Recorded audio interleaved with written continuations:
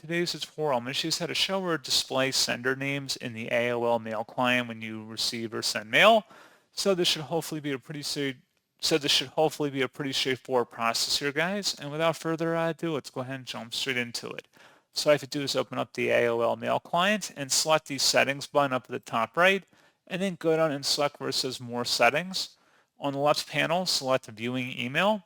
And then over here in the center column, if you scroll down where it says sender display preference, show sender names instead of email addresses in the message list, go ahead and toggle that on or off depending on your preference. However, if you want to show the sender names, you want to go ahead and toggle that to the right to enable that. And that's all you have to do.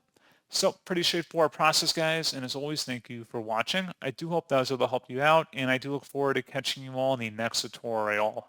Goodbye.